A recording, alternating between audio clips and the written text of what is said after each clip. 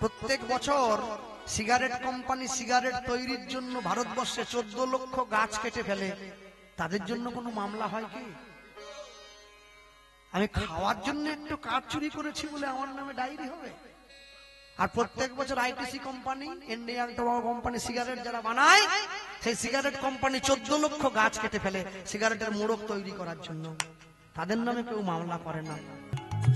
মহারাষ্ট্রে একজন বয়স্ক 70 বছরের বৃদ্ধার উপরে আদালতে মামলা করেছিল সরকার। কি জন্য জানেন?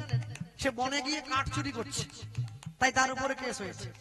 যখন তাকে জজ সাহেব ডেকে বলছে, এত বড় সাহস তোমার, তুমি জঙ্গলে গিয়ে কাঠ চুরি করছো, তখন সেই বৃদ্ধা হাত জোড়ো করে বলেছিল, স্যার আমি জঙ্গলে গিয়ে কাঠ চুরি করছি কেন জানেন? 3 দিন ধরে আমি কিছু খাই নেই, আমি একটু আটা ভিক্ষা করে এনেছি গ্রামের মানুষের কাছ থেকে, আমি রুটি করব বলে আমি দুটো কাঠের টুকরো চুরি করেছিলাম। আপনি বলুন, আমি নিজে খাওয়ার জন্য কি আমার হাতটা জ্বালিয়ে নেব? সামান্য দুটো কাঠ চকালি চুরি করেছি বলে আপনি আমার বিরুদ্ধে কেস করছেন, আপনারা আমাকে জেলে পাঠাবেন, আমাকে পাঠান, আমার দুঃখ নেই। তারপরে একটা বিরাট বড় কথা বললেন, কি? প্রত্যেক বছর সিগারেট কোম্পানি সিগারেট তৈরির জন্য ভারতবর্ষে 14 লক্ষ গাছ কেটে ফেলে। তাদের জন্য কোনো মামলা হয় কি? আমি খাওয়ার জন্য একটু কাঠ চুরি করেছি বলে আমার নামে ডায়েরি হবে? আর প্রত্যেক বছর ITC company, Indian tobacco company cigarette যারা বানায়, সেই সিগারেট কোম্পানি 14 লক্ষ গাছ কেটে ফেলে সিগারেটের মোড়ক তৈরি করার জন্য। তাদের নামে কেউ মামলা করে না। এই হচ্ছে আমাদের দেশ। দিন 2-3 জন্য ভাবে তোমায় কর্তা বলে সবাই মানে। দিন 2-3 জন্য ভাবে কর্তা বলে সবাই মানে। সেই কর্তারে দেবে ফেলে কালা কালের কর্তা এলে। সেই কর্তারে দেবে ফেলে কালা কালে কর্তা এলে। ভেবে রাখবার কেউ কাজ নয়, পিছে ভেবে বাঁধলে। ভেবে রাখবার কেউ কাজ নয়, পিছে ভেবে বাঁধলে। ভেবে রাখবার কেউ কাজ নয়। চতুর্থ বারেতে জাল জলেতে ফেলিল, এবার জালের মধ্যে মদন মোহন উপনীত হইল। উপনীত হইল। মদন মোহন জালে উঠিল, মদন মোহন জালে উঠিল। ভক্তের এবার আনন্দ হইল, মদন মোহন জালে উঠিল। ভক্তের এবার আনন্দ হইল, এবার প্রেমানন্দ হরি বল।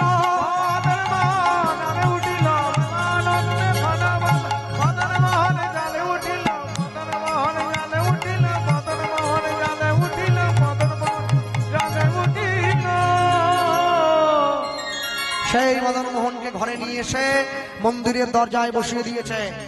মন্দিরের মধ্যে ভগবানকে বসিয়ে দিয়ে আপন মনে ভগবানকে ডাকছে, প্রভু আমি কি তোমার সারা জীবনে এরকম দেখবো? তুমি বসে আছো পাথরের ঠাকুর হয়ে, আমার সঙ্গে কথা বলো, আমার সঙ্গে খেলা করো। 1 বার 2 বার 3 বার, হ্যাঁ, সামনে গিয়ে যখন ডাকছে, আর যখন ভগবানকে 1 বার 2 বার 3 বার ধরে 4 বার ধরে ডাকছে, ভগবান সাড়া দেয় না। আমাকে একজন ভালো লোক বলেছিল, আপনি যে কীর্তন করেন, আপনারা যে কীর্তন করতে যান, আপনারা যে বলেন তুমি গত জীবনে যা করেছো এই জীবনে সেই কর্মের কর্মফল তোমায় ভোগ করতে হবে, এসব বাজে কথা। যা কর্ম করছি মানে যা করছি এ জীবনে করছি, এ জীবনে সব শেষ হবে, এ জীবনে চলে যাব। তা আমি তাকে বলেছিলাম যে যদি আপনার সঙ্গে কোনো বড় ডাক্তারের পরিচয় থাকে, আপনি তাকে জিজ্ঞাসা করবেন, কি যে খাবার আমরা খাই না, যে খাবারটা আজকে আমরা খাই, এই খাবারটা আজকে খেলে এই খাবারের পুষ্টিগুণ, যা নিউট্রিশন, যা পুষ্টিগুণ আছে, এই পুষ্টিগুণটা 41 দিন পরে আমাদের বোন মেরোতে যায়। আজ আপনি যা খাচ্ছেন সেই খাবারের ভালো গুণ বা মন্দ গুণ যাই থাক, কেউ যদি মনে করে বিমল খেয়ে ভালো গুণ পাবো, তা তো হবে না। দুধ খেয়ে ভালো গুণ পাই, আর মানুষ হয়েছে তেমনি। যে অমিতাভ বচ্চন জীবনে কোনোদিন স্কুটিতে চাপেনি, সে টিভিএস এর স্কুটির অ্যাড দিচ্ছে, মানুষ তাপ করে কিনছে। অজয় দেবগান জীবনে বিমল খেয়েছে, কে টেরেম করে খায়? সেই থেকে মানুষ কিনছে, অভিনয় করছে, অভিনয়ের পাল্লায় পড়ে গেল লোকে। জগৎ শুধু ছাঁচে চলছে, জানেন তো, আসল সত্যিটা কেউ জানে না। যে মাংস খায় না সে মাংসের অ্যাডভার্টাইজ করে, যে জীবনে কোকা-কোলা কিনে খায়নি, 7 আপ খায়নি, সেই নায়ক গিয়ে 7 আপের অ্যাড করছে, ও জীবনে খায় নাই। হ্যাঁ, মনে রাখবে, আমি যখন আমাদের পাড়ার কোন ছেলেকে বলি নায়ককে, বলে শাহরুখ খান, নায়িকাকে দীপিকা পাডুকোন, ও জানেই না কে নায়ক কে নায়িকা। বাড়ির ছেলে মেয়েদের শেখাবেন নায়ককে বিনয় বাদল দীনেশ, ক্ষুদিরাম বসু, সুভাষচন্দ্র বসু, তারা নায়ক।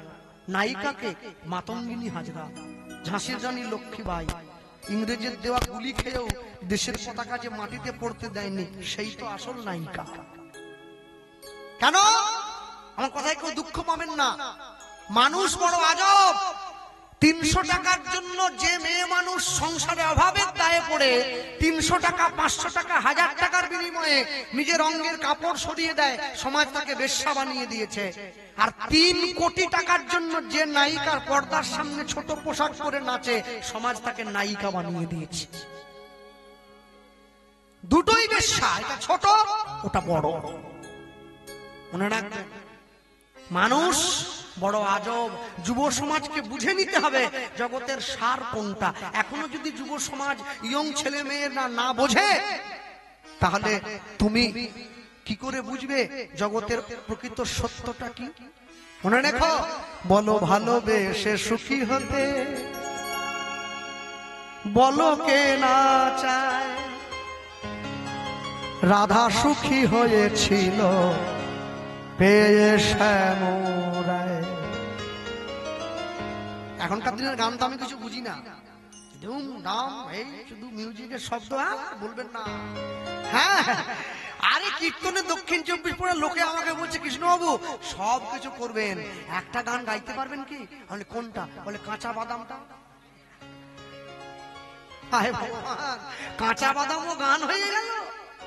হ্যাঁ, আমি আসলে দাঁড়িয়ে বলেছিলাম, মনে রেখো, কাঁচা বাদামের জাহাজটা কিন্তু একদিন ডুবে যাবে। দেখুন ডুবে গেছে, আমি, কিন্তু আমার ছোট্ট নৌকাটা যেমন চলছিল ঠিক তেমনিই চলবে।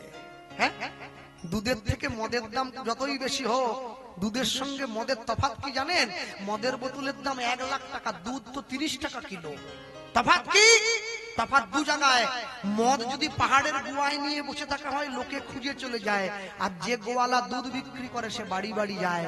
তফাৎটা কি জানেন? তফাৎ হচ্ছে একটা, মদটা যতই দামি হোক ওটা বাঁশ বনে বসে খেতে হয়, আর দুধ যত কম দামি হোক ওটা সবার সঙ্গে বসে খাওয়া যায়। এইটাই হচ্ছে দুধের সঙ্গে মদের তফাৎ। বলো ভালোবেসে সুখী হতে, বলো কে না চায়। রাধা সুখী হয়েছিল পেয়ে শ্যামরায়। আমিও রাধার মতো ভালোই বেসে যাব, হয় কিছু পাবো নয় সবই হারাবো। এই চেয়ে থাকা প্রাণে সহে না, সবাই তো সুখী হতে চায়। কেউ সুখী হয়, কেউ হয় না, জানি না বলে যা লোকে সত্যি কি না। দেখো কপালে সবার নাকি সুখ সয় না, সবাই তো সুখী হতে চায়। মানুষ বড় আজব। কেন? মানুষ শিবরাত্রির দিন গিয়ে শিবের গলায় যে পাথরের সাপটা জড়িয়ে রাখা আছে তার মাথায় দুধ ঢালে, আর যখন দুধ ঢেলে বাড়ি ফিরে আসে, জ্যান্ত সাপ বেরিয়ে পড়লে সবাই লাঠি দিয়ে পিটিয়ে মেরে দিল।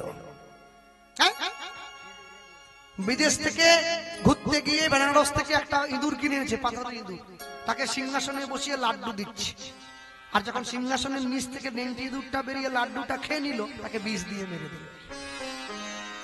যখন বেঁচে ছিল কেউ এক মুঠো ভাত দেয়নি, মরে যাওয়ার পরে গোটা পাড়ার লোক দৌড়ে এসছে, সে বলছে আমি প্যান্ডেল করব, ও বলছে আমি মাইক বাঁধবো।